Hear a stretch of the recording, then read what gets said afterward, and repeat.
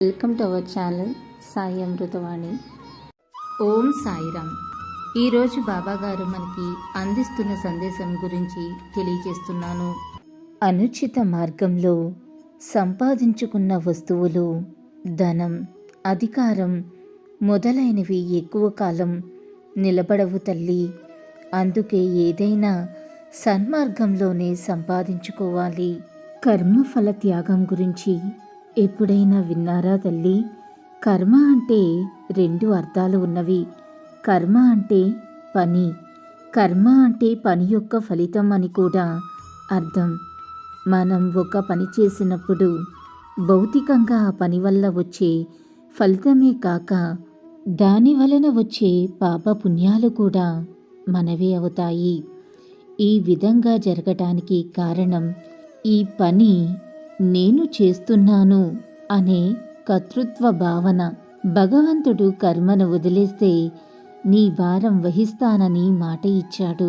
కర్మ వదిలేయటం అంటే ఏ పని చెయ్యకుండా సోమరిగా కూర్చోవటం కాదు. కాళ్ళు చేతులు కదలకపోయినా నోరు కదలాలి కదా. అందుకే ఏ పని చేసినా దీనిని నాచే భగవంతుడు చేయిస్తున్నాడు. నేను దీనికి కర్తను కాను, ఉపకరణాన్ని అని అనుకోవాలి. భగవద్గీతలో శ్రీకృష్ణ భగవానుడు చెప్పిన ఈ విషయాన్ని బాబా మహర్షిపతికి అర్థమయ్యేలా విశదీకరించారు. ఇలా కర్తృత్వం వదలటమే కర్మ పరిత్యాగం. ఈ భావన మనకు రాగానే కర్మఫలం కూడా మనకు రాదు, అంతా బాబాదే అవుతుంది. బాబా నామం తలుస్తూ ధ్యానం చేస్తూ ఆయన చెప్పిన రీతిగా నడుచుకోవటం అలవాటు చేసుకోవాలి. ఇది సాధన వల్ల అలవడుతుంది. క్రమంగా ప్రపంచంలో ప్రతి అణువులోనూ బాబా ప్రత్యక్షమవుతారు. మనను ఆజ్ఞాపించేది బాబా, పని చేయించేది బాబా, దానికి తగిన ఫలితం ఇచ్చేది కూడా బాబాయే. ఇలాంటి స్థితి మన అనుభవంలోనికి రావాలి.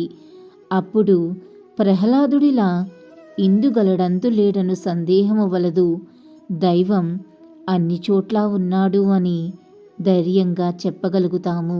చెప్పగలగటమే కాదు, నిజంగా బాబా అన్నింటా మనకు దర్శనం ప్రసాదిస్తారు. అల్లా మాలిక్, అల్లా అచ్చా కరేగా. ఓం సాయిరామ్. ఇలాగే బాబాగారి సందేశం రోజు వినాలి అనుకుంటే మన ఛానల్ని సబ్స్క్రైబ్ చేసుకుని సపోర్ట్ చేయండి.